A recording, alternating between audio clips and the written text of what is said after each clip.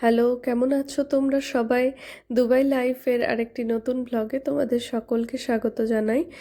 আজ আমরা যাচ্ছি হচ্ছে ডিজার্ট সাফারি।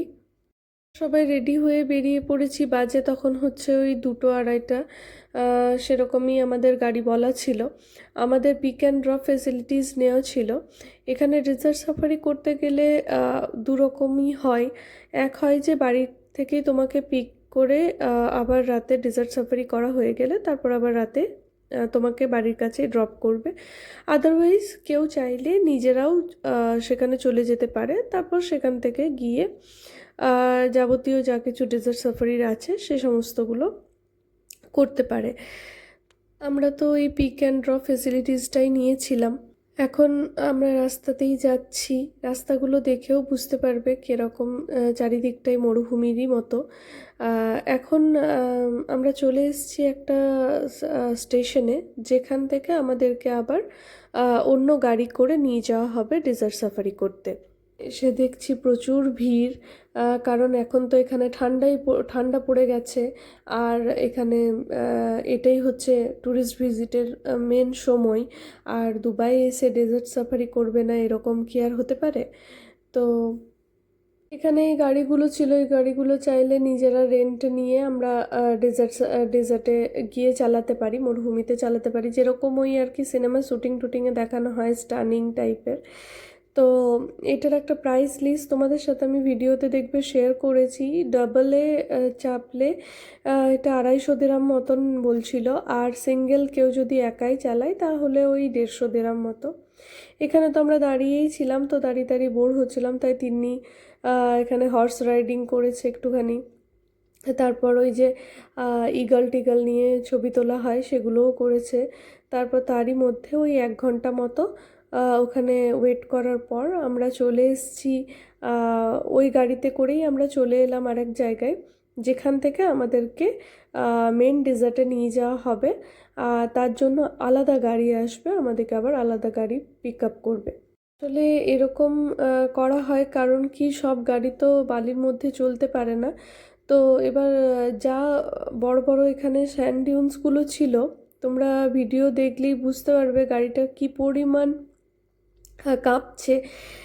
মানে আমরা তো সবাই সিট বেল্ট তো বাঁধা হয়েই ছিল, বারবার করে আমাদেরকে সাবধান করা হচ্ছিল। ভীষণ উঁচু উঁচু স্যান্ড ডিউন্স এখানে রয়েছে, তো সেই কারণে অন্য গাড়িতে, যে গাড়িগুলো আর কি বালিতে এই উঁচু স্যান্ড ডিউনে চলার জন্য পারফেক্ট, সেই সমস্ত গাড়ি নিয়ে আসা হয় এবং সেগুলোতে করেই মেন ডেজার্টে নিয়ে যাওয়া হয়। তবে পাশ দিয়ে আর একটা রাস্তাও রয়েছে, কিন্তু আসার সময় আমাদেরকে, ফেরার সময় আমাদেরকে ওই রাস্তা দিয়ে নিয়ে আসবে, তখন আর এই রাতের বেলা স্যান্ড ডিউন্স দিয়ে নিয়ে আসবে না, ওটা একটু রিস্কি হয়ে যায় তাই জন্য।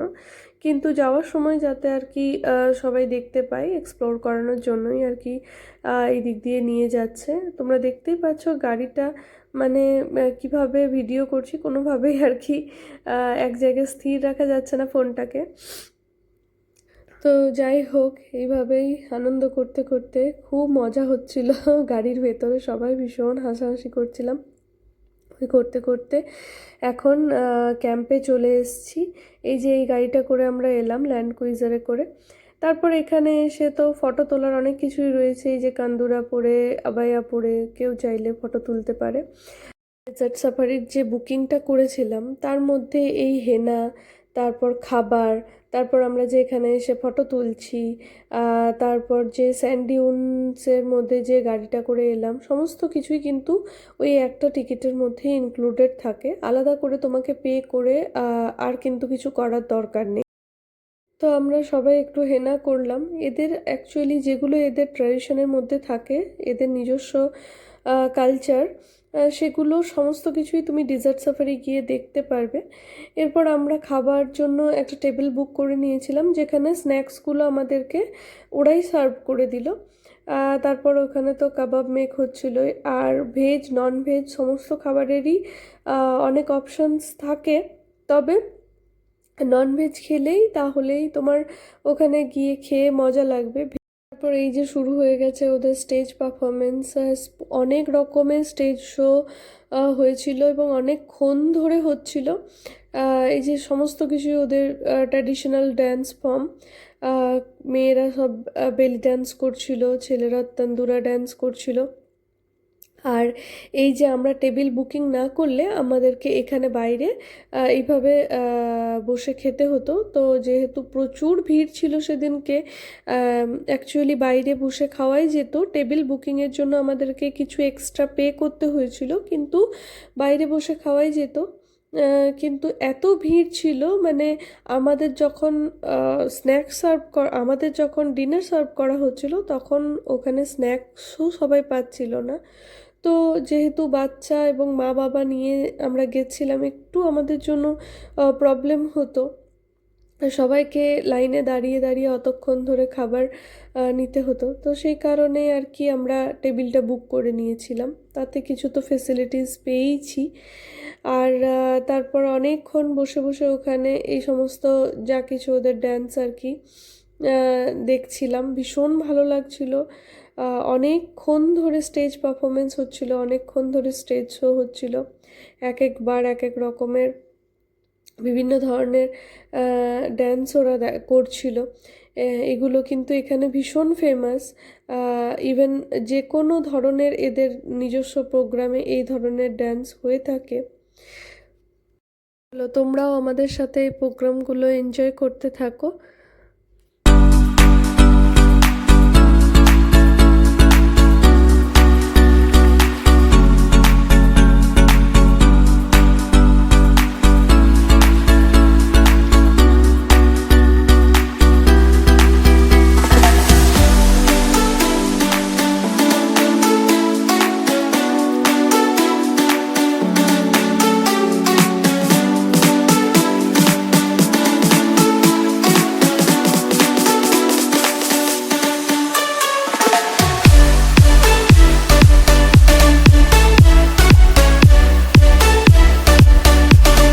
অনুষ্ঠান তো অলমোস্ট শেষের মুখেই, এবার আমরা বেরোবো।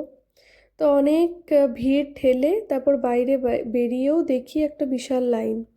সেই লাইনে তো দাঁড়িয়ে পড়লাম, কিছুই বুঝতে পারছিলাম না। তারপর বুঝলাম যে সেটা হচ্ছে উটের পিঠে চাপার লাইন। এবার উটের পিঠে চেপে ওরা ওখানে এক রাউন্ড ঘুরিয়ে দিচ্ছে। এবার কেউ চাইলে ফটো বা ভিডিও শ্যুট করার জন্য এটা করতে পারে, এটা ওই আমাদের টিকিটের মধ্যে ইনক্লুডেডই ছিল। তবে এই যে উটের পিঠে ওঠা বা নামার বিষয়, তবে ওনারা এই ব্যাপারে সাবধানও করছে যে বয়স্ক মানুষ কিংবা কারো কোমরে টোমরে ব্যথা থাকলে যেন এই এক্সপেরিমেন্টটা তারা না করে। তো যাই হোক, আমরা এবার বেরিয়ে পড়েছি বাড়ির উদ্দেশ্যে।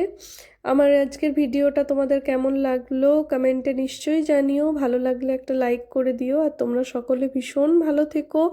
আমি আবার কোনো নতুন ভিডিওতে তোমাদের কাছে ফিরে আসবো।